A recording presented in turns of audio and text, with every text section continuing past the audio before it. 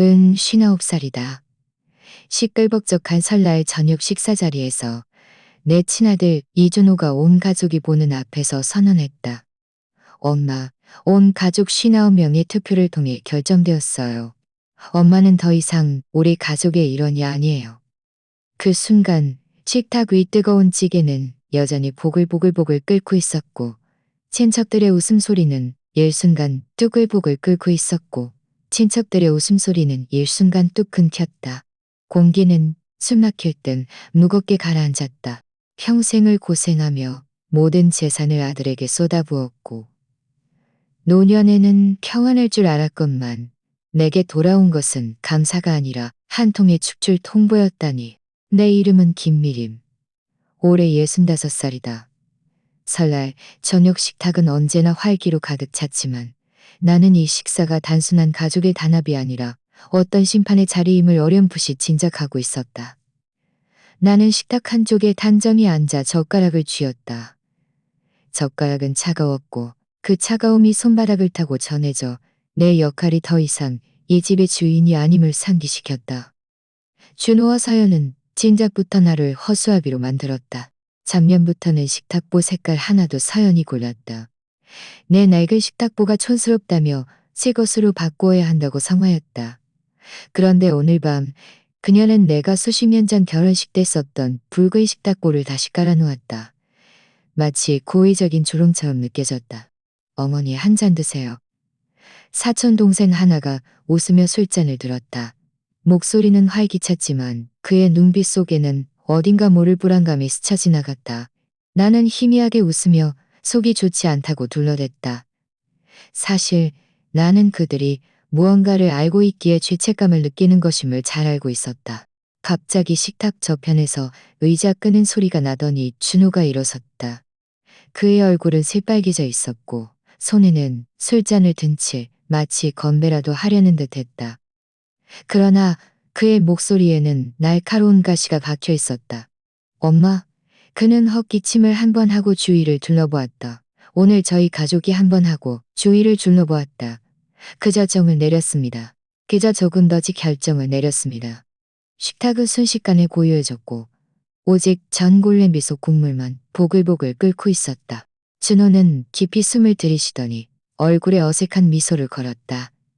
온 가족 59명의 투표를 통해 결정되었어요. 엄마는 더 이상 우리 가족의 일원이 아니에요. 집에서 나가서 저희에게 집을 비워주세요. 그의 말은 식탁을 내리치는 무거운 망치 같았고 공기는 얼어붙었다. 아이들은 얼어붙었다. 어머나, 누군가 나지막이 놀랐고 이게 무슨 말이 놀랐고 이게 무슨 말이었다. 내 형님 김미애는 입을 가린 채 눈을 크리 채 눈을 가린 채 눈을 크리에는 입을 가린 채 눈을 가린 채 눈을 가린 채 눈을 가린 채 눈을 오직 서연만이 내 맞은편에 앉아 입가에 아주 옅은 미소를 띠고 있었다. 날카롭게 다듬은 손톱이 식탁 위를 가볍게 두드리며 마치 이 순간을 위한 박자를 맞추는 듯했다. 나는 즉시 아무 말도 하지 않았다. 그저 준호에게서 서연에게로 다시 준호에게로 시선을 옮겼다. 그 순간 나는 10살 때의 준호의 모습이 이 식탁 위에 새겨진 죄에 매취하는 세 글자처럼 선명하게 떠올랐다. 하지만 그 아이는 더 이상 존재하지 않았다. 내 앞에 서 있는 것은 욕망에 잠식된 한 남자였다. 엄마도 이제 연세가 많으시잖아요. 준호는 날카로운 목소리로 말을 이었다. 이 돈이란 낡은 집을 붙잡고 있는 게 무슨 의미가 있어요? 우리가 미래예요. 친척들은 옹성거리기 시작했다. 누군가는 밥그릇만 바라보며 감히 끼어들지 못했다. 설날 저녁 식사는 원래 화목해야 할 자리였지만 그는 억지로 이 자리를 법정으로 만들었다.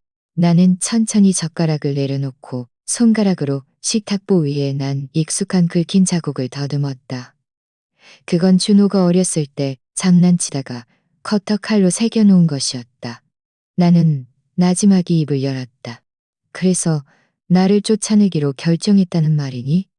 준호는 가슴을 쭉 펴고 승리자처럼 고개를 끄덕였다. 서연은 그의 옆에 기대어 앉아 있었고 그녀의 눈빛 속에는 차가운 기색이 숨겨지지 않았다. 그 순간 내 안에서 바로 지금이야 라고 속삭이는 목소리가 들렸다.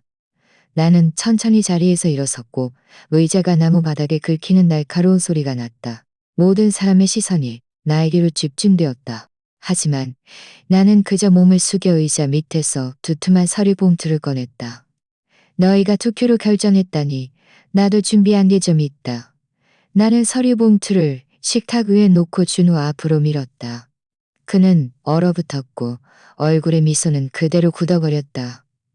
엄마, 이게 뭐예요? 이별 선물. 나는 담담하게 말했다. 나는 봉투를 열어 첫 번째 서류를 꺼내 그의 손에 건넸다. 조명 아래 몇 개의 검은 글자가 유난히 선명했다. 계좌 동결. 너희가 사용하던 그 공도명의 계좌는 이미 동결되었어. 오늘부터 한 푼도 움직일 수 없어. 내 목소리는 아주 평온했다. 식탁 저편에서 누군가 차가운 숨을 들이쉬었다. 준호의 얼굴색이 순식간에 변했다. 그의 입술이 파르르 떨렸지만 아무 소리도 내지 못했다. 나는 두 번째 서류를 꺼내 식탁 중앙에 펼쳤다. 30일 이내 퇴거. 30일 이내 퇴거. 30일 안에 너와 서연은 이 집에서 나가야 해. 뭐라고요? 서연의 미소가 굳어버렸고 얼굴은 새하얗게 질렸다.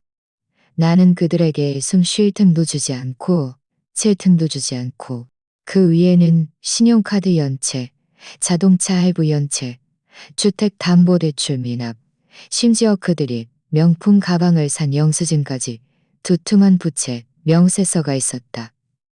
이게 너희의 빚이야. 나는 식탁을 훑어보았다. 이준호, 박서연, 너희가 얼마를 빚졌는지 전부 여기 있어.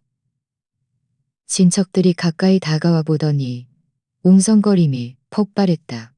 세상에 이렇게나 많다고? 돈 잘 번다고 늘 말하더니 알고 보니 카드 돌려막기로 허세 부린 거라더니. 그는 들고 있던 술잔을 쾅 하고 식탁에 내리쳤고 술이 튀어 식탁보를 적셨다. 엄마 어떻게 감히? 내가 왜 감히 못해? 나는 그의 말을 끊으며 똑바로 그를 응시했다. 너희가 내가 아무것도 모른다고 생각했지? 내가 늙어서 정신이 흐려졌다고 생각했지?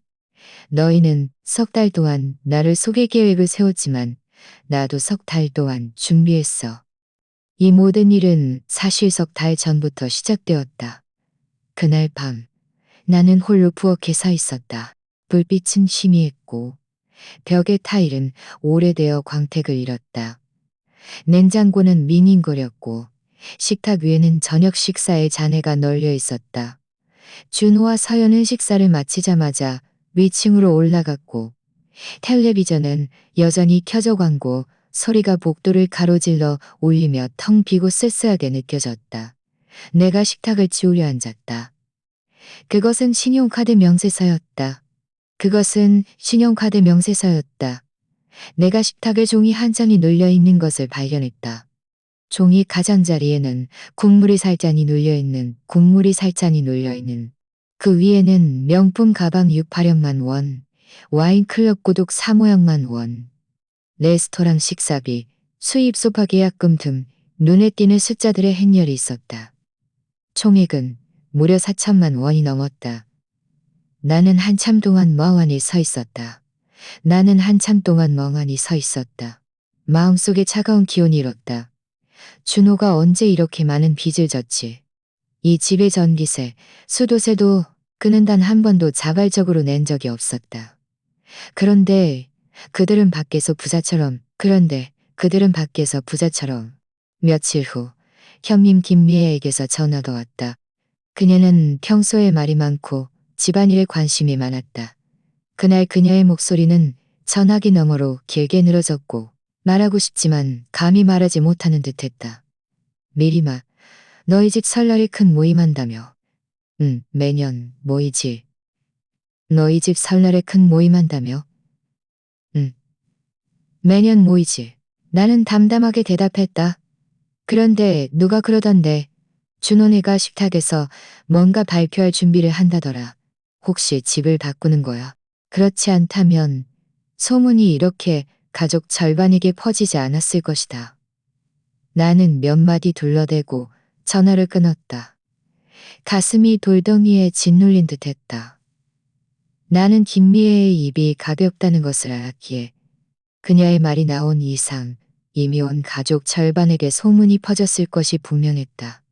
그것은 내가 그들의 눈에 이미 정리될 계산이 되었다는 의미였다. 그날 밤 나는 잠을 이루지 못했다. 뒤척일 때마다 귓가에는 준호의 어릴 적 목소리가 맴돌았다. 엄마, 나 학원 가야 해? 엄마, 나 그 오토바이 사야 해? 걱정 마. 나중에 꼭 엄마한테 효도할게. 그런데 지금은 그는 온 가족 앞에서 내가 더 이상 이 집의 일원이 아니라고 선언하려 한다니. 그건 얼마나 큰 모욕일까. 나는 찬장을 응시하다가 문득 한 사람이 떠올랐다. 최영호. 최영호. 최영호는 내가 젊었을 때 사무실 동료였다. 그는 나중에 걸 거란 목소리가 들려왔다. 그는 나중에 변호사로 전업했고 지금은 나중에 변호 소리가 들렸다. 수십 년이 흘렀지만 그는 여전히 제 인심을 나눌 수 있는 몇 안 되는 여보세요. 미리마, 웬일로 날 찾았어? 나는 잠시 침묵하다가 나지막이 말했다. 최영호, 나 아무래도 내 아들한테 집에서 쫓겨날 것 같아. 그는 잠시 멈칫하더니 이내 차가운 웃음을 터뜨렸다. 이런 자초지종을 말해봐. 도대체 무슨 일이야? 우리는 오래된 골목의 작은 주점에서 만나기로 했다. 그곳은 나에게 아주 익숙한 곳이었다. 예식을 먹곤 했다. 수십 년 전 우리는 퇴근 후 자주 그곳에서 야식을 먹곤 했다. 내가 문을 열고 들어서자마자 그는 손을 흔들어 앉으라고 했다. 그의 관자놀이에는 내가 기억하는 것보다 훨씬 많은 흰머리가 있었고 주름은 깊었지만 눈빛은 여전히 날카로웠다. 자, 한 잔 마시고 진정해. 그는 맥주 한 잔을 내게 밀어주었다. 나는 고개를 흔들었다. 손가락으로 유리잔을 꽉 쥔 채 나는 명세서 이야기와 김미혜의 잔을 꽉 김미혜의 전화 이야기를 꺼냈다. 나는 명세서 이야기를 꺼냈다. 나라는 도중 눈시울이 뜨거워졌지만 그들이 투표를 한다고 하더군요. 나는 쓴웃음을 지었다. 나를 집에서 쫓아내기 위한 투표라니. 투표? 그는 탁자를 치며 웃었다. 웃기는 소리. 집은 네 명의로 되어 있는데 그들이 아무리 투표해봤자 소유권은 바뀌지 않아. 그는 몸을 숙여 목소리를 낮췄다. 미리마, 내 말 한마디만 들어. 더 이상 참지 마. 더 이상 참지 마. 당장 법적 대응을 준비해. 빠르면 빠를수록 좋아. 그렇지 않으면 나중에 그들은 너를 집에서 내쫓는 것뿐만 아니라 네가 정신적으로 문제가 있다고 주장하며 후견인 신청까지 할 거야. 나는 멍하니 얼어붙었다. 그렇게까지 될까? 내가 묻자 최영호의 눈빛은 차가웠다. 많은 아들과 며느리가 부모를 위한다는 명목으로 재산을 노려. 그들은 네가 정신이 흐려졌다. 마치 얼음 창고에 들어선 듯했다. 마치 얼음 창고에 들어선 듯했다. 네 이름을 모든 계좌에서 지워버릴 거야. 미리마, 너는 어리석은 사람이 아니잖아. 건축사였잖아. 세부 사항에 가장 민감했잖아. 이번 일을 하나의 공사라고 생각하고 한 단계씩 진행해서 그들의 허점을 잡아내야 해. 그 순간 내 안에 불꽃이 완전히 타올랐다. 그날부터 나는 기록하기 시작했다. 부엌 서랍 속에 작은 수첩을 두었다. 준호의 명세서나 사연의 영수증을 발견할 때마다 날짜, 금액, 항목을 하나하나 베껴 적었다. 사용하지도 않은 헬스장 연간, 회원권까지도 기록했다. 한 번은 서연이 거실에서 우연히 수입 소파를 자랑할 때 휴대폰 화면에 결제 페이지가 뜨는 것을 흘끗 보고 가격을 기억해 두었다. 밤에 방으로 돌아와 즉시 수첩에 적었다. 점차 수첩은 두툼해졌다. 검은 잉크가 한 줄 한 줄 마치 숨겨진 청사진처럼 보였다. 그것을 넘겨볼 때면 나는 마치 건축 도면을 그리던 시절의 냉정함과 통제감을 느낄 수 있었다. 나는 진정한 반절은 울고불고 하는 것이 아니라 불빛이 작은 수첩에 비치면 그것은 마치 나의 마지막 방어선을 비추는 빛 같았다. 나는 스스로에게 말했다. 그들은 내가 정신이 흐려졌다고 생각하겠지만 나는 그들 누구보다도 맑은 정신을 가지고 있다. 석 달 전부터 나는 이미 반격을 준비하고 있었다. 그런데 그들은 내가 여전히 바보같이 설날 저녁 식사를 기다리고 있다고 생각했을 것이다. 최영우의 경고는 나를 완전히 깨어나게 했다. 그날 밤 주점에서 집으로 돌아와 나는 희미한 불빛 아래 이미 몇 페이지가 빼곡히 적힌 수첩을 넘겨보았다. 마음속에 갑자기 이상한 힘이 솟아났다. 마치 젊었을 때 복잡한 도면을 마주했을 때의 집중력 같았다. 나는 이 상황을 잘 설계해야만 했다. 다음 날 나는 법률사무소로 향했다. 회색빛 건물이었다. 외벽의 유리에는 햇살이 비쳐 차가워 보였다. 나는 문을 열고 들어서자마자 차가운 공기와 안내 데스크 직원의 직업적인 미소를 마주했다. 마음이 조금 조여왔다. 아무래도 이런 곳에 발을 들인 지 너무 오래되었기 때문이었다.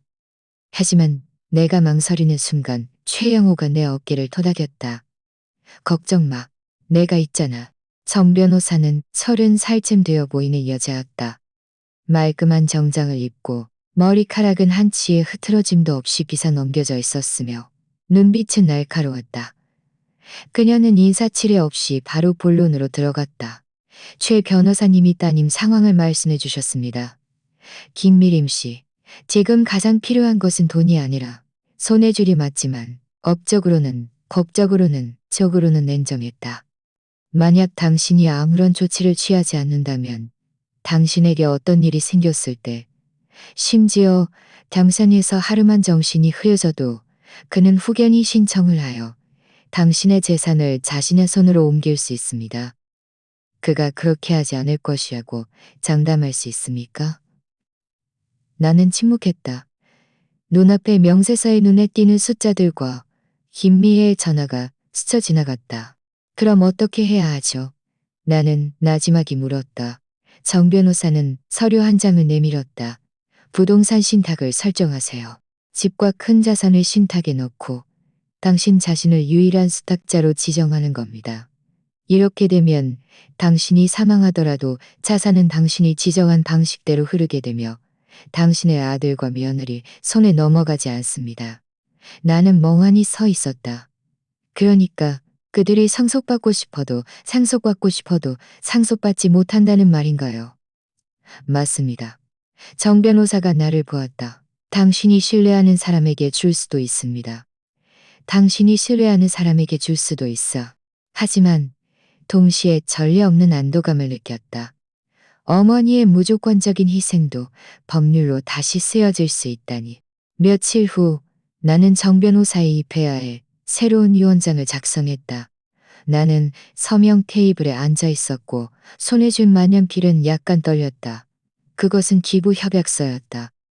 나는 일부 자금을 한 공이 기금에 지정했는데 특히 노년 여성의 재산 사기와 노후 계획에 사용될 예정이었다. 서명을 마치는 순간 내 마음속에 큰 돌덩이가 내려앉는 듯했다. 최영우는 옆에서 나지막이 말했다.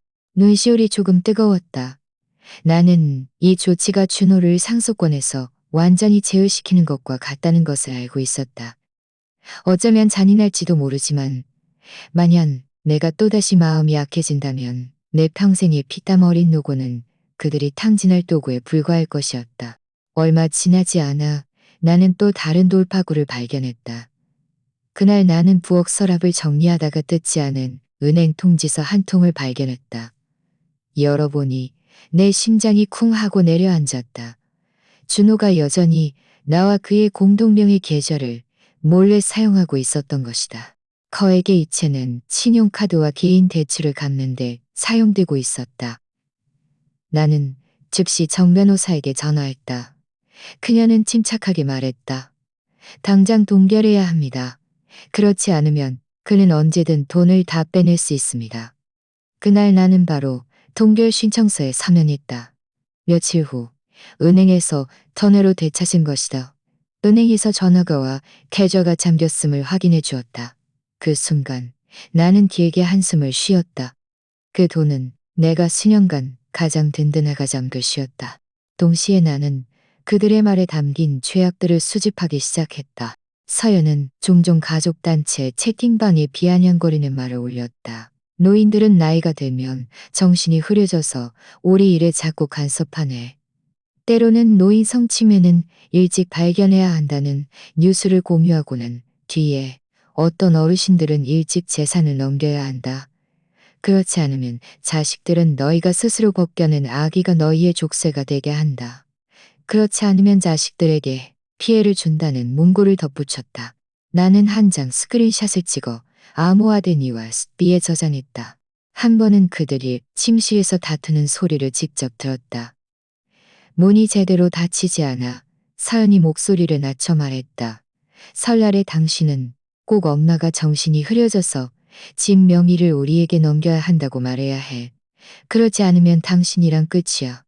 그렇지 않으면 당신이랑 끝이야. 주묵하더니 나지막이 말했다. 그 순간 나는 그 어느 때보다도 맑은 정신을 가지고 있었다. 그때가 되면 그 늙은 할머니가 뭘 어쩌겠어.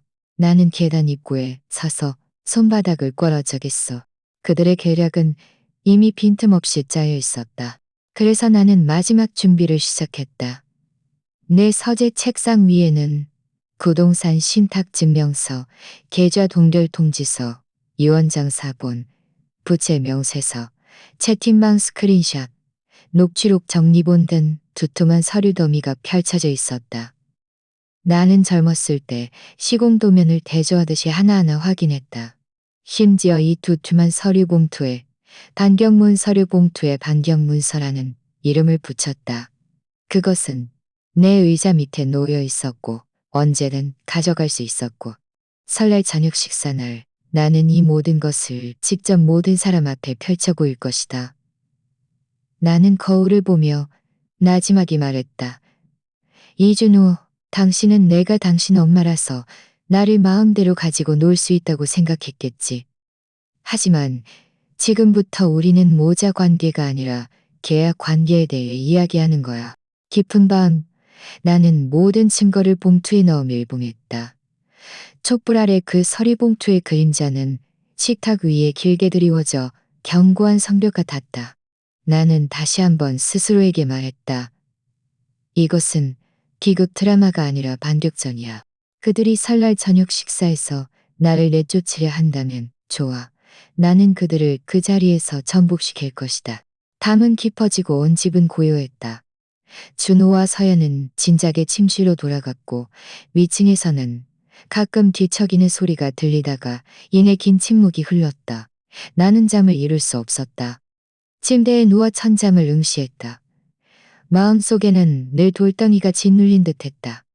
유언장을 작성하고 신탁을 설정한 날부터 나는 내 손에 든 증거만으로는 부족하다는 것을 알고 있었다. 설날 저녁 식사날 한 번에 상황을 뒤집으려면 더 직접적인 무언가를 손에 넣어야만 했다. 나는 침대에서 일어나 조용히 겉옷을 걸쳤다. 나무바닥에 발을 디딜 때마다 숨을 죽였다. 혹시라도 소리가 날까봐 조심스러웠다. 차가운 난간을 잡고 한 칸 한 칸 아래층으로 내려갔다. 부엌문은 살짝 열려 있었고 희미한 불빛이 새어나왔다. 그 불은 내가 밤에 물 마시러 내려올 때 편하도록 일부러 켜둔 것이었다. 하지만 지금은 나의 탐조등이 되었다. 하지만 지금은 나의 탐조등이 되었다. 식탁 위에는 어지럽게 서리 더미가 놓여 있었다. 준호가 야식을 먹고 무심코 놓아둔 것이 분명했다. 나는 손을 뻗어 맨 위 서류를 뽑았다. 순간 내 손가락이 차가워졌다. 봉투에는 대출 연체 통지서라고 서명하게 쓰여 있었고 금액은 엄청났다. 뒤이은 기업 명세서는 내 눈을 더욱 어지럽게 만들었다. 할부로 산 고급 외제차, 수십만 원의 신용카드 연체, 그리고 내가 본 적도 없는 명품 브랜드 영수증들까지. 나는 볼수록 놀랐다. 알고 보니 그들의 삶은 이미 파탄지경이었고 그저 화려한 건위. 친척들 눈에는 성공한 듯 보였던 준호는 사실 빚더미에 앉은 도박꾼에 불과했다. 나는 서류들을 식탁에 펼쳐놓고 밤새도록 뒤적였다. 심장이 격렬하게 뛰었고 손가락은 미세하게 떨렸지만 억지로 냉정을 되찾았다. 나는 이 모든 것이 내가 기다리던 결정적인 증거임을 알았다. 갑자기 위층에서 발소리가 들렸다. 나는 서둘러 서류들을 다시 집어넣고 냉장고 뒤로 숨었다. 몇 초 후 준호와 서연의 말소리가 계단을 타고 내려왔다. 도대체 어떻게 할 거야? 준호가 짜증 섞인 목소리로 낮게 말했다. 어떻게 하긴 뭘 어떻게? 서연이 차갑게 말했다. 설날에 당신은 모든 사람 앞에서 엄마를 내보내고 진명이를 우리에게 넘겨야 해. 그래야 빚을 크게 갚을 수 있어. 하지만 준호가 망설였다. 하지만 서연의 목소리는 갑자기 높아졌다. 당신은 빚 갚기 싫어? 나에게 제대로 된 해결책을 주기 싫어? 그 늙은 할머니가 집을 주기 싫어? 그 늙은 할머니가 집을 붙잡고 있는 게 무슨 소용이야. 다른 사촌님들은 진작에 부모님을 요양원에 모셨잖아. 소란이 나면 엄마가 늙어서 정신이 흐려졌다고 정신 이상이라고 말해. 친척들은 다 믿을 거야. 서연이 비웃었다. 그때를 위해 나는 엄마가 자주일을 잊어버리고 돈을 함부로 썼다는 증거 몇 장도 준비해놨어. 다들 엄마가 일찍 재산을 넘겨야 한다고 생각할 거야. 나는 입을 막고 손가락으로 냉장고 문을 꽉 잡았다. 그들의 목소리는 점점 멀어졌고 위층에서 문 닫는 소리가 들렸다. 나는 천천히 의자에 앉았다. 마음속은 차가워졌다. 알고 보니 그들은 나를 쫓아낼 뿐만 아니라 거짓말을 꾸며내 나를 정신 이상자로 몰아 완전히 무력하게 만들려 했던 것이다. 불빛 아래 내 생각은 과거로 돌아갔다. 준호가 17살 때 서울에 있는 대학교에 가겠다고 떼썼던 것이 기억난다. 한 학기 학비가 400만 원이 넘었다. 그때 나와 남편의 수입은 내가 이곳저곳 인맥을 동원해 겨우 마련했다. 그때 나와 남편의 수입은 많지 않았다. 그를 뒷바라지하기 위해 나는 결혼할 때 남은 금팔찌를 팔아 첫 특례를 때 남은 금팔찌를 팔아 나중에 그가 결혼할 때 집 계약금이 부족하자 나는 남편이 남긴 모든 재산을 꺼내주었고 내 퇴직금까지 미리 당겼었다. 나는 이 모든 희생이 그가 나를 아끼고 효도할 것이라는 믿음으로 돌아올 것이라고 생각했다. 그런데 지금 그는 온 가족 앞에서 내가 더 이상 이 집의 일원이 아니라고 말하려 한다. 눈물이 시야를 흐렸지만 나는 재빨리 닦아냈다. 나는 내가 또다시 약해지는 것을, 용납할 수 약해지는 것을. 나는 깊이 숨을 들이쉬고 그 명세서와 독촉잔들을 다시 정리했다. 방으로 돌아와 나는 서재 책상을 열고 증거들을 파일에 넣었다. 책상 스탠드의 불빛이 흰 종이에 비치자 차가운 빛이 글자들을 유난히 선명하게 만들었다. 문득 최영호의 말이 떠올랐다. 너는 건축사잖아. 이걸 하나의 공사라고 생각해. 그래, 나는 평생 도면을 그리고 치수를 재고 비율을 계산했다. 그때 나는 정확성과 견고함을 추구했다. 지금 나는 공정함과 안전을 추구한다. 나는 빗질을 꺼내 반격 청사진을 그리기 시작했다. 네 번째 단계. 설날 저녁 식사에서 공개적으로 반전시켜 친척들 앞에서 그들을 망신시킨다. 나는 한 단계 시공 절차처럼 명확하게 적었다. 내 마음은 점차 안정되었다. 마치 옛날 공사 현장에서 도면과 시공팀을 감독하던 때의 냉정함 같았다. 내 마음과 시공팀을 감독하던 때의 냉정함 같았다. 정리를 마친 후 나는 모든 증거를 서류 봉투에 넣어 서재 서랍에 넣었다. 손으로 책상 위를 가볍게 두드렸다. 마음속으로 중얼거렸다. 이준호, 박서연, 너희는 내가 정신이 흐려졌다고 생각하겠지만 나는 그 어느 때보다도 맑은 정신을 가지고 있다. 설날 저녁 식사는 너희의 무대가 아니라 너희의 무덤이 될 것이다. 유언장을 작성하고 신탁을 설정하고 계절을 동결한 후 나는 내가 이미 다른 길에 들어섰다는 것을 알았다. 하지만 법률 문서는 아무리 엄격해도 그 자리에서 그들의 거짓말을 깨뜨리지 못하면 여전히 친척들 앞에서 그들에게 뒤집힐 수 있었다. 나는 설날 저녁 식사 날 밤 그들이 나에게 천천히 설명할 기회를 주지 않을 것임을 깨달았다. 나는 가장 직접적이고 명확한 방법으로 한 방의 결정타를 날려야만 했다. 나는 두툼한 서류 봉투를 들고 법률사무소로 갔다. 정 변호사는 회의실에서 나를 기다리고 있었다. 우리 둘은 테이블 가득 쌓인 서류들을 마주하고 앉아 마치 건축물을 해부하는 듯 했다. 이 신탁 문서를 다시 한번 보죠. 그녀가 서류를 밀어주었다. 나는 안경 너머로 조항들을 꼼꼼히 살폈다. 수탁자는 본인이며 수익자는 공익기금이다. 누구도 변경하거나 양도할 수 없다고 쓰여 있었다. 정 변호사가 물었다. 나는 다른 후견인 선언서 한 장을 가리켰다. 여기에는 제가 미리 당신을 대리 변호사이자 기금과 공동으로 감독하도록 지정했다고 쓰여 있습니다. 그들이 법원에 가도 이 조항을 피할 수 없을 겁니다. 정 변호사는 고개를 끄덕였다. 아주 좋습니다. 거의 허점이 고개를 끄덕였다. 거리 허점이 없군요. 그녀는 다른 위원장으로 넘겼다. 이 위원장으로 넘겼다. 이 위원장으로 넘겼다. 이 위원장으로 넘겼다. 이 위원장으로 넘겼다. 그 신중함이 지금 다시 돌아온 것이다. 나는 모든 서류를 시공 도면을 확인하듯이 한 줄 한 줄을 걷다. 눈을 시렸고 손가락은 미세하게 떨렸지만 나는 결코 소홀히 할 수 없었다.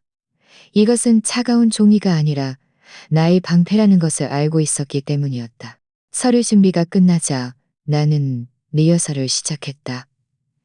거울을 보며 그날 일어날 수 있는 상황을 시뮬레이션했다. 엄마, 늙었으니 이제 그만 신경 쓰세요. 엄마, 정신이 흐려졌으니 집은 우리에게 줘야죠. 나는 준호의 말투를 흉내내며 한 문장씩 반복했다. 그리고 스스로에게 냉정하게 대답하도록 강요했다. 집은 내 명의로 되어 있어. 논란의 여지가 없어. 내가 정신이 흐려졌다고? 여기 의사가 서명한 건강증명서가 있어. 이게 계좌 동결 통지서가 있어. 이건 너희의 부채 명세서야. 나는 수없이 연습했다. 목소리는 떨림에서 확신으로, 눈빛은 망설임에서 냉정함으로 변해갔다. 거울 속에 나는 점차 인내심, 많은 점차 인내심, 많은 매심, 어머니가 아니라. 하지만 나는 문서만으로는 부족하다는 것을 알고 있었다. 설날 저녁 식사에서 친척들은 방관자였다. 그들의 태도가 현장의 분위기를 결정할 것이다. 그래서 나는 조용히 가까운 사촌들에게 전화를 걸었다. 준호네가 설날 저녁 식사에서 내가 늙었으니 집을 빼앗으려 한다는 말을 들었어. 나는 아주 조심스럽게 말했지만 한마디 한마디가 물속에 떨어진 돌멩이 같았다. 전화기 너머는 침묵했고 이내 나지막한 한숨 소리가 들렸다. 미임 고모, 저리가 들렸다. 전화기 너머는 침묵했고 이내 나지막한 한숨 소리가 들렸다.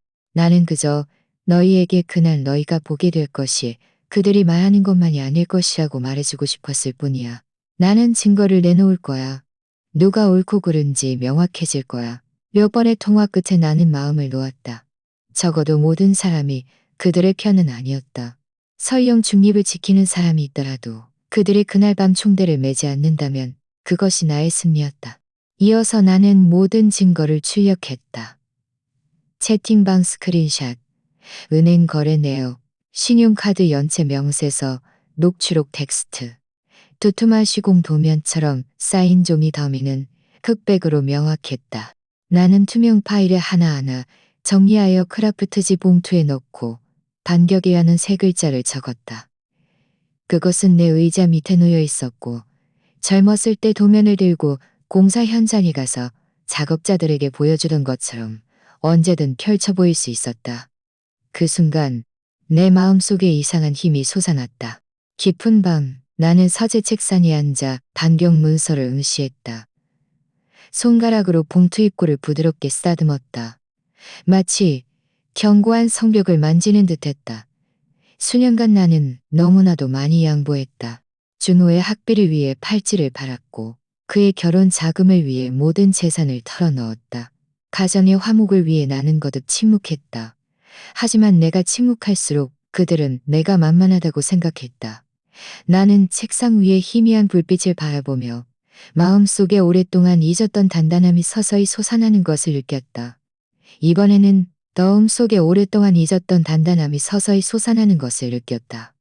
이번에는 더 이상 물러서지 않을 것이다. 그들이 나를 매정하다고 하든, 그들이 나를 매정하다고 하든, 부끄럽다고 하든, 나는 펜을 꽉 쥐고 나지막이 스스로에게 말했다. 모든 서류는 내가 직접 그린 도면이다. 나는 그들이 그날 밤 내 작품을 마주하게 할 것이다. 과연 얼마 지나지 않아 가족 카톡방에 메시지가 하나 올라왔다. 서연이 노인 성침의 극증, 가족의 경각심 필요라는 뉴스링크를 공유한 것이다. 그녀는 특히 뒤에 한 문장을 덧붙였다. 어떤 어르신들은 요즘 자주 일을 잊어버리고 심지어 돈을 함부로 써서 정말 걱정돼요. 이름을 직접 언급하지는 않았지만 모두가 누구를 지칭하는지 알고 있었다. 맞아요. 어르신들은 나이가 들면 일찍 잘 정리해야 해요. 그렇지 않으면 나중에 가족들이 힘들게 보살펴야 하죠. 나는 휴대폰 화면을 응시했다. 마음속이 차가워졌고 손가락이 저절로 떨렸다. 하지만 나는 재빨리 스크린샷을 찍었다. 한 장, 두 장, 세 장. 나는 한 장 한 장 저장하여 컴퓨터로 옮겨 암호화된 파일을 보관했다. 그들은 이 말들이 시간이 지나면 서서히 사라질 것이라고 사라질 것이라고. 얼마 지나지 않아 서연이 또 음성 메시지를 보냈다. 목소리는 아주 다정한 척했다. 미림 고모, 요즘 혹시 건망증이 좀 심해지신 거 아니에요? 지난번에는 열쇠를 냉장고에 넣어두셨잖아요. 아무래도 병원에 가서 검사를 받아보셔야 할 것 같아요. 채팅방은 즉시 난리가 났다. 누군가는 놀랐고 누군가는 동조했다. 나는 비웃었다. 냉장고에 열쇠를 넣었던 그 사건은 사실 그녀 자신이 부엌에서 허둥대다가 야채 접시들을 한꺼번에 밀어 넣으면서 열쇠가 그 사이에 끼었던 것이었다. 침묵이 변명보다 더 무섭다는 것을 알고 있었기 때문이었다. 내가 해야 할 일은 그녀의 모든 말을 법정에서 통할 수 있는 철벽 같은 증거로 만드는 것이었다. 다음 날 나는 정리해둔 스크린샷들을 정 변호사에게 넘겼다. 그녀는 한번 훑어보더니 고개를 끄덕였다. 아주 좋습니다. 나중에 소송을 하든 공개적으로 제시하든 이 모든 것이 치명적인 증거가 될 겁니다. 나는 안도의 한숨을 쉬었다. 그래, 나는 늙었지만 결코 정신이 흐려진 것이 아니었다. 며칠 후 김미애에게서 전화가 왔다. 그녀의 목소리에는 망설임이 묻어 있었다. 미리마, 요즘 채팅방에 떠도는 이야기들 진짜야? 나는 웃었다. 미혜야, 나랑 이렇게 오래 알고 지냈는데 내가 정신이 흐려졌다고 생각해? 전화기 너머는 침묵했다. 잠시 후 그녀는 한숨을 쉬었다. 네가 정신이 맑은 건 알지만 다들 그렇게 말하니 나도 끼어들기가 어렵다. 나중에 설날 저녁식 식사에서 정말 소란이 나면 내가 어떻게 해야 할지 모르겠어. 나는 그녀의 뜻을 분명히 알고 있었다. 그저 그들에게 동조하지 않으면 그걸로 충분해. 그녀는 잠시 멈칫하더니 이내 승낙했다. 알았어. 나는 이것이 그녀가 할 수 있는 가장 큰 양보임을 알았다. 나에게는 그것으로 충분했다. 그녀가 그들에게 동조하지 않는다면 그때의 상황은 일방적이지 않을 것이다. 바로 그때 오랜 친구 김미화에게서 전화가 왔다. 미리마, 조심해야 해. 그녀의 목소리는 아주 낮았다. 서연이가 밖에서 설날 저녁 식사에서 너를 망신시킬 거라고 소문을 내고 있어. 그들은 네가 요즘 자주 정신이 흐려지고 심지어 돈을 함부로 쓴다고 말할 증인들을 준비했대. 심지어 공개적으로 증거를 제시할 거라고 하다. 나는 얼어붙었다. 심장이 쿵하고 내려앉았다. 증인? 내가 물었다. 몇몇 친척들이야. 그들이 미리 손을 써서 자기들 편을 들도록 한 거지.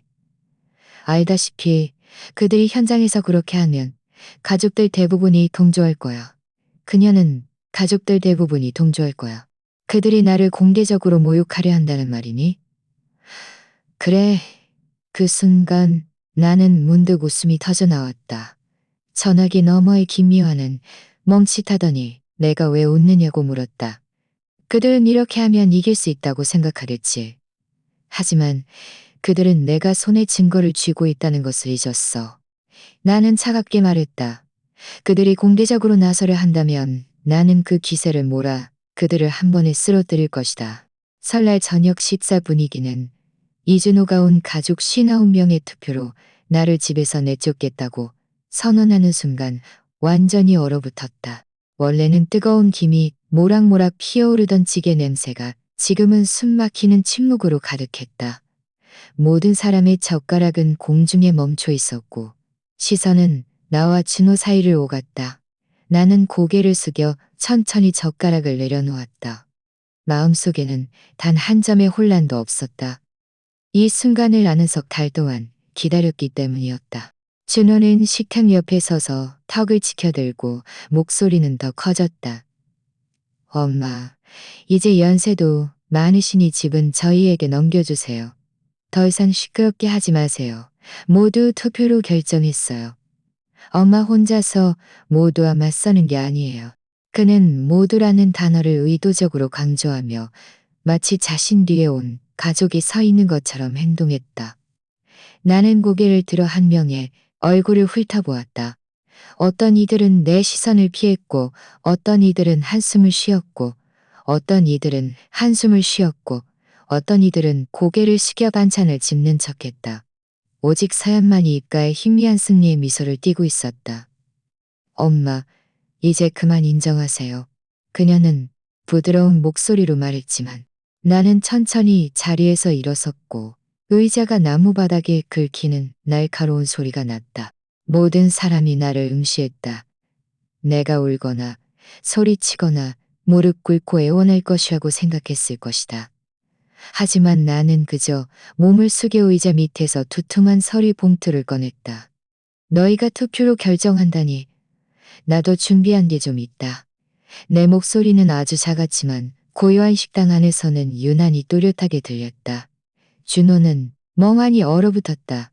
엄마, 이게 뭐예요? 나는 대답하지 않고 그저 천천히 서류 봉투를 였다. 나는 종이를 식탁 중앙에 놓았고 조명 아래 검은 인장이 유난히 선명하게 보였다. 너희가 계속 사용하던 그 공동면의 계좌는 오늘부터 한 푼도 인출할 수 없어. 주위에서는 웅성거리는 소리가 들렸고 몇몇 사촌들은 목을 길게 빼 확인하더니 은행 직인이 찍혀 있음을 확인했다. 준호의 얼굴색이 순식간에 변했다. 준호의 얼굴색이 순식간에 변했고 입술이 미세하게 떨렸다. 엄마, 어떻게 그럴 수가. 그렇지 않으면 강제 집행을 신청할 거야. 서연의 얼굴은 새하얗게 질렸고 입가의 미소는 굳어버렸다. 말도 안 돼. 이 집은 우리 집이 아니야. 집은 내 명의로 되어 있어. 결코 너희 것이 아니었어. 나는 차갑게 말을 끊었다. 세 번째 서류는 내가 의도적으로 잠시 멈췄다가 천천히 꺼냈다. 그것은 두툼한 부채 명세서였다. 이게 너희의 명세서야. 나는 식탁 전체를 훑어보았다. 신용카드 연체, 자동차 할부 연체, 주택담보대출 미납, 심지어 너희가 명품 가방을 산 내역까지 내가 다 확인했어. 나는 몇 장의 명세서를 펼쳐보였다. 검은색 숫자들은 날카로운 칼날 같았다. 총 얼마를 빚졌는지 알아. 1억 2천만 원이 넘어. 나는 준호를 응시했다. 너는 효도하고 싶었던 거니? 아니면 나를 내쫓아 네 빚을 갚게 하고 싶었던 거니? 친척들은 완전히 난리가 났다.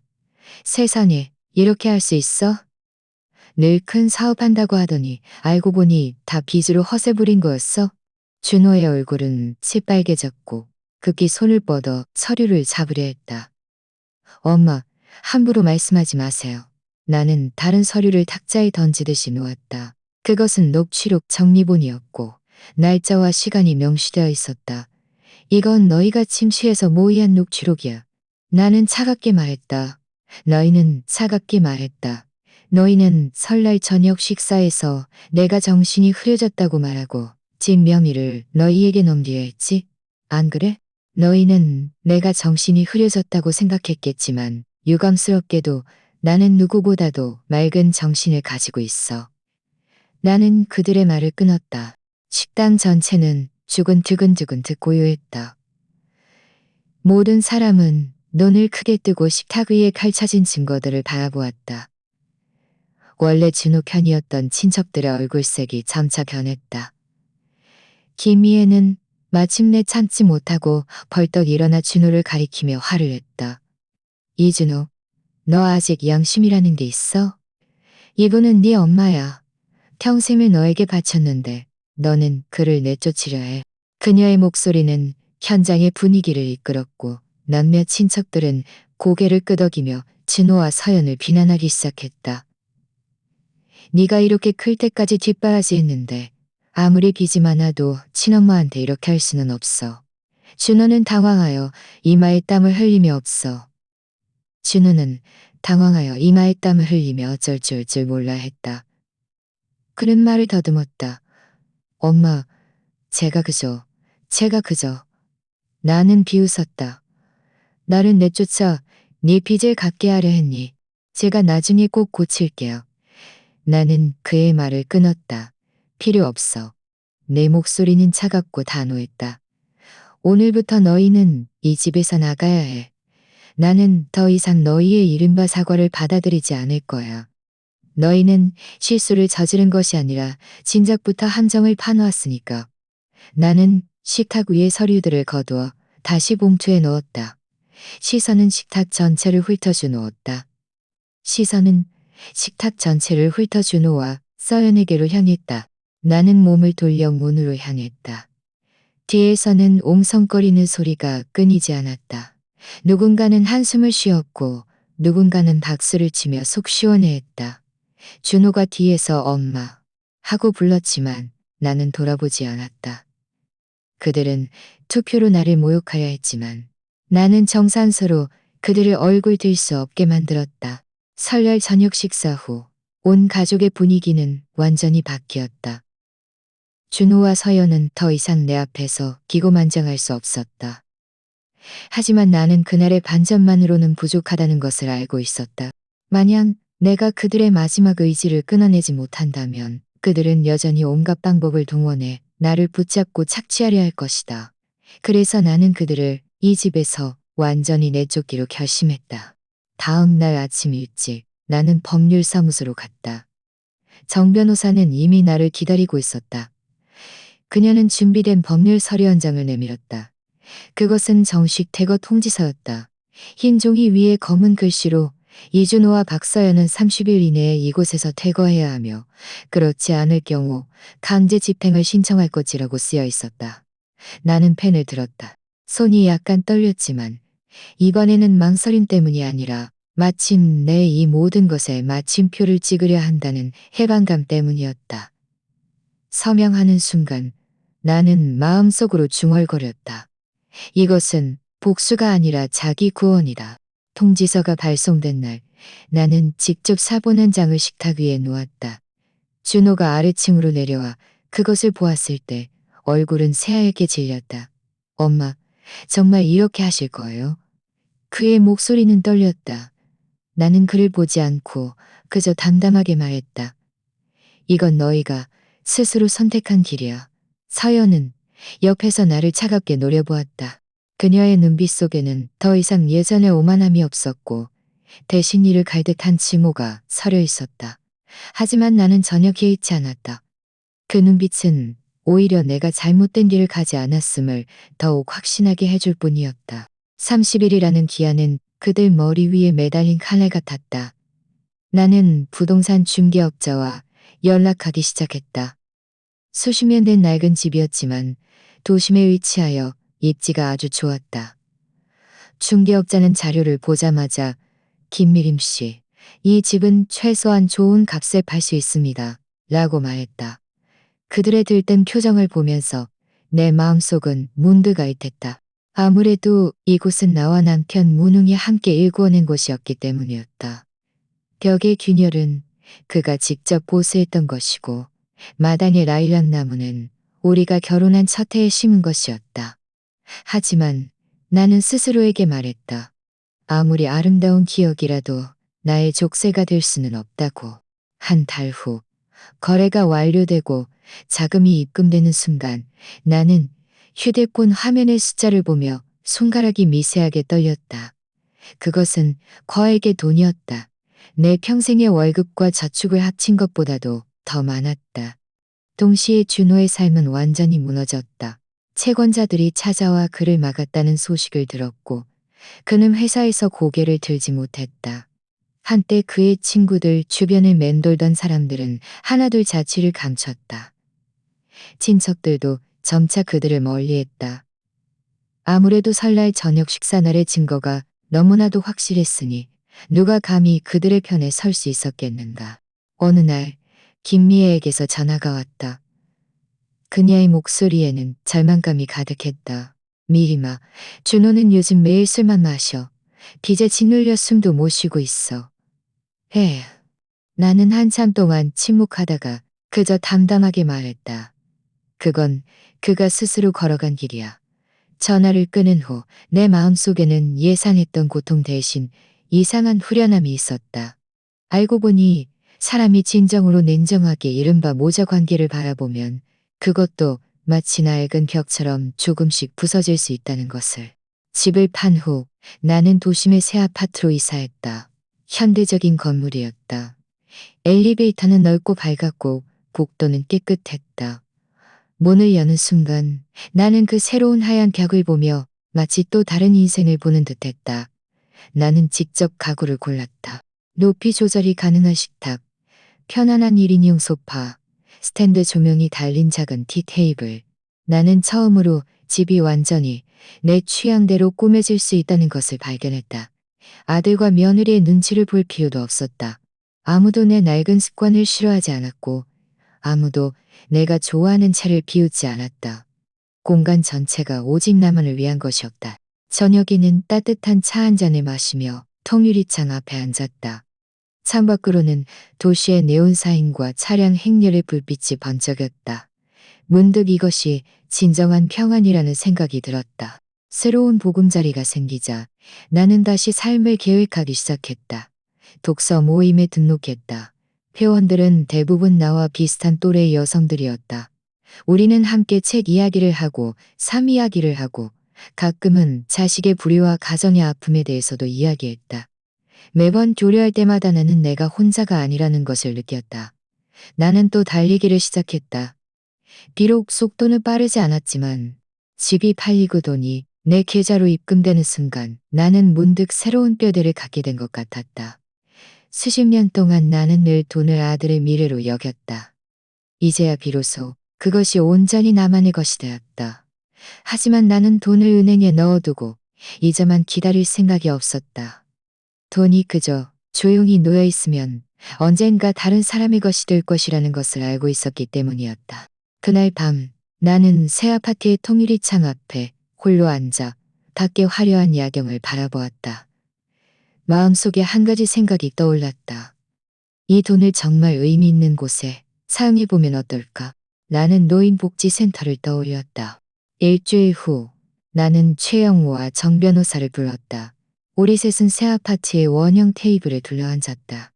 테이블 위에는 차와 서류 더미가 놓여 있었다. 노인복지시설에 투자하고 싶어요. 나는 바로 본론으로 들어갔다. 최영호는 잠시 멈칫하더니 이내 웃었다. 이런, 너답다. 평생 건축 일을 했으니 이제 또 하나의 새로운 집을 짓는구나. 정 변호사는 심각하게 눈썹을 찌푸렸다. 노인복지 사업은 무인복지 사업다. 저는 피난처를 짓는 것이 아니라 전장을 짓는 겁니다. 노인들에게 재산을 지킬 수 있고 존엄을 지킬 수 있다는 것을 알려주고 싶어요. 우리는 수동적으로 기다리거나 남에게 맡겨지는 것이 아니라 스스로 선택할 수 있다는 것을요. 그들은 서로를 바라보더니 마침내 고개를 끄덕였다. 우리는 작은 팀을 꾸렸다. 최영호는 법률 자문을 맡고 정 변호사는 재무와 운영을 맡았다. 나는 전반적인 방향을 책임졌다. 처음에는 여러 정부 부처, 보건기관, 은행, 기금재단 등을 발이 닳도록 돌아다녔다. 서류 가방을 들고 이곳저곳을 다니며 협의했다. 한 번은 대기실에서 기다리는데 내 옆에 앉은 백발 노인이 한숨을 쉬며 말했다. 아들이 저를 귀찮아해서 요양원에 가라고 하네요. 가기 싫지만 어쩌겠어요? 나는 그에게로 고개를 돌려 바라보았다. 마음속이 아리됐다. 그 순간 나는 더욱 확고해졌다. 노인 복지센터는 버려지는 곳이 아니어야 한다. 그것은 노인들의 새로운 전장이 되어야 하고 그들이 스스로를 지키는 법을 다시 배우는 곳이 되어야 한다. 몇 달 후 우리의 노인복지센터가 정식으로 설립되었다. 마당은 넓지 않았지만 깨끗하고 단정했다. 벽은 따뜻한 베이지색으로 칠해져 있었고 복도에는 미끄럼 방지 바닥재가 깔려 있었다. 방은 간소하고 편안하게 꾸며져 있었고 침대 옆에는 모두 비상 호출 버튼이 설치되어 있었다. 마당 중앙에는 커다란 나일락 나무가 심어져 있었다. 꽃이 피면 향기가 온 마당에 가득 퍼졌다. 하지만 내가 가장 중요하게 생각한 것은 하드웨어가 아니었다. 나와 팀은 몇 가지 특별한 강좌를 개설했다. 첫 번째는 실버 사기 예방이었다. 우리는 은행 지점장과 경찰서에 사기 예방 전문가를 초빙하여 노인들에게 다양한 사기 수법, 견종 사기, 가짜 투자, 가짜 건강식품 등에 대해 설명했다. 우리는 그들에게 직접 모의 훈련을 시키고 사기꾼들의 화수를 해부하여 보여주었다. 두 번째는 재산 지키기 강좌로 정 변호사가 신탁 설정 방법, 정별은 재산 지키기 강좌로 정별로 정별을 재정 방법, 자녀에게 재산이 함부로 넘어가는 것을 막는 방법 등을 방법 등을 세 번째는 자기보호로 건강 강좌, 심리 상담, 그리고 법적 권리 보호 사례 분석을 포함했다. 나는 종종 강단 아래 앉아 주름졌지만 집중하는 얼굴들을 바라보았다. 마음속에는 오랫동안 잊었던 힘이 흐르는 것을 느꼈다. 곧 언론이 우리에게 주목했다. 어느 날 지역 방송국에서 기자가 취재를 왔다. 김미림 씨, 이런 노인 복지센터를 운영하시는 이유가 무엇입니까? 기자가 마이크를 내밀었다. 나는 희미하게 웃었다.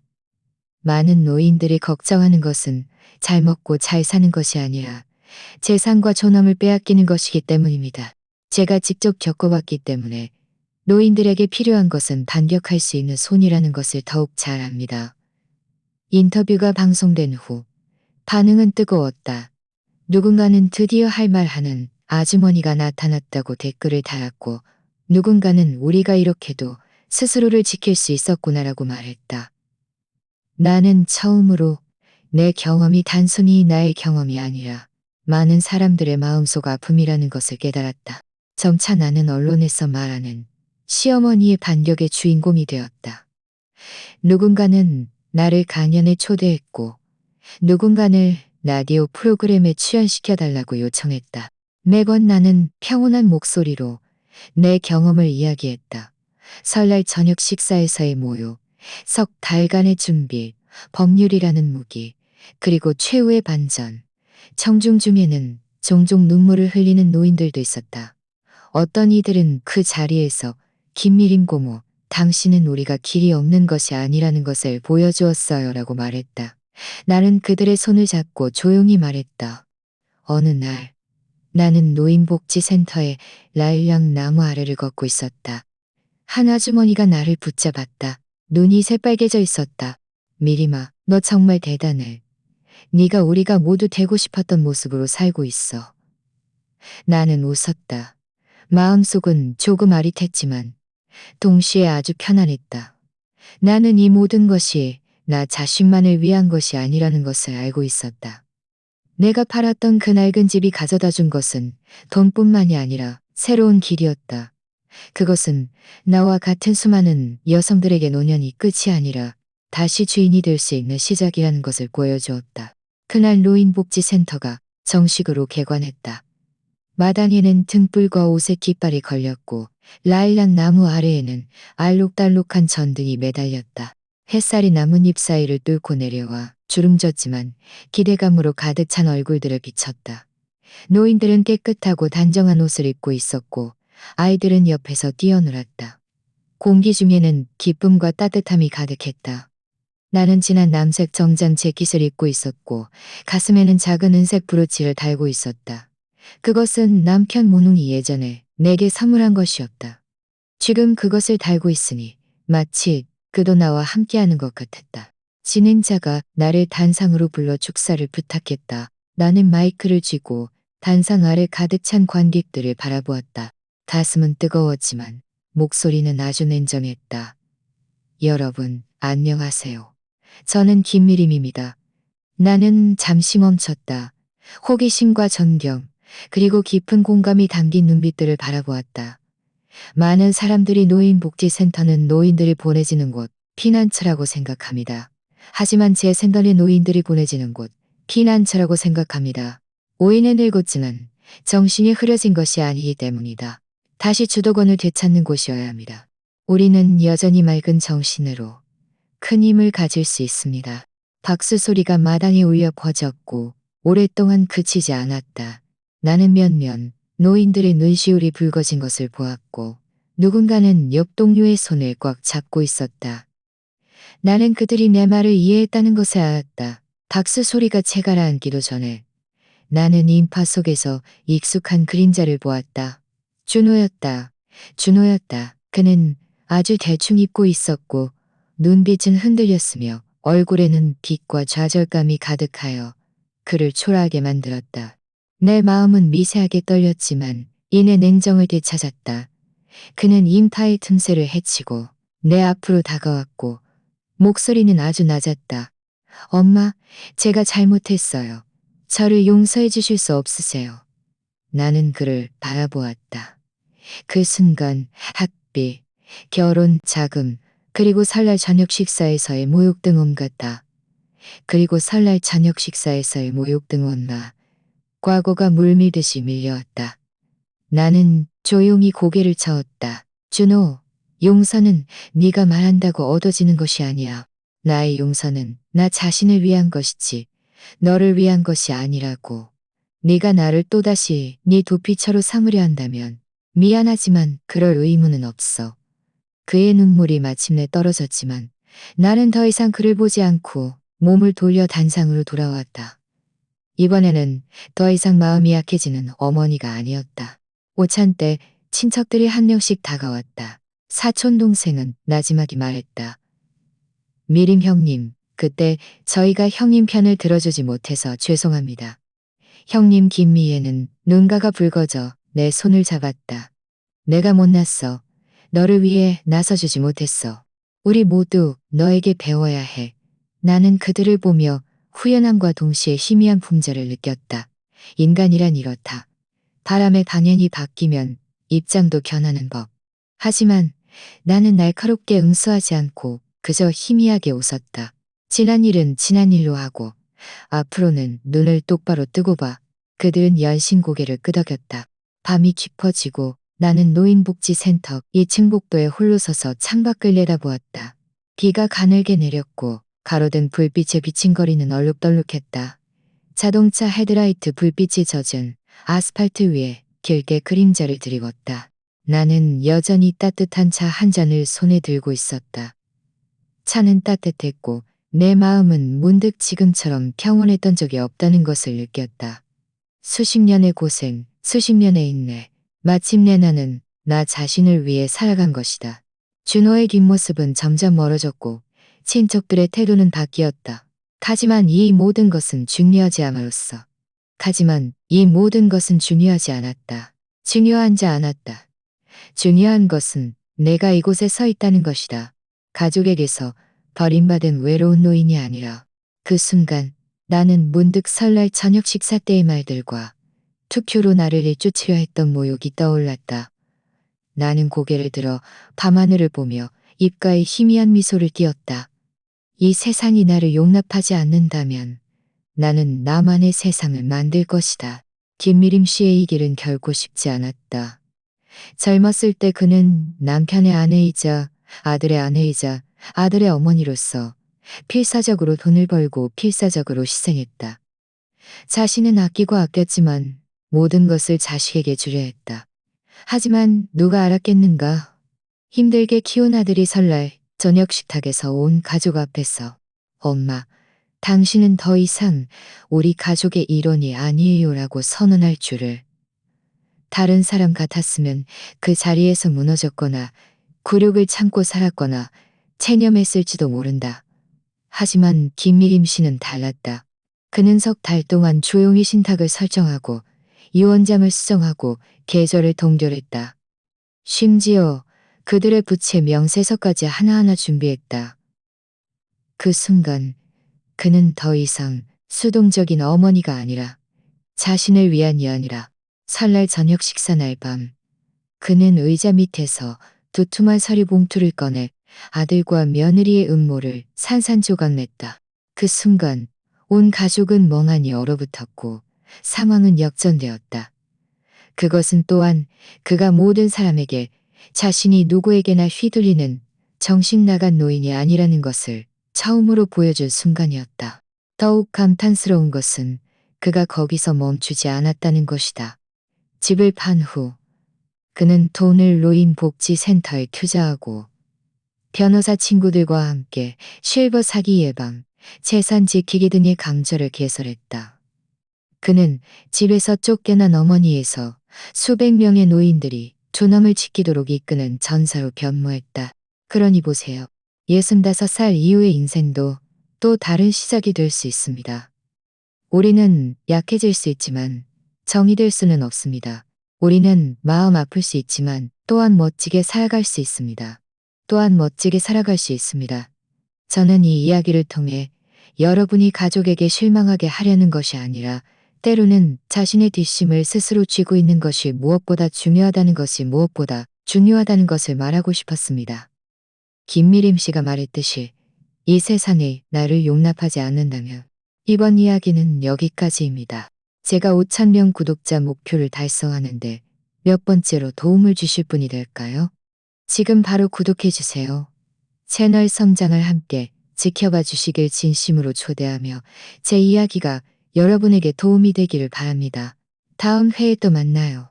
이 채널의 이야기는 사회 뉴스, 시청자 사연, 댓글 공유 등 실제 사건을 각색한 것입니다. 내용에 대한 의견이나 제안이 있으시면 댓글로 토론하거나 여러분의 이야기를 들려주세요. 어쩌면 다음 이야기의 주인공은 바로 당신일지도 모릅니다.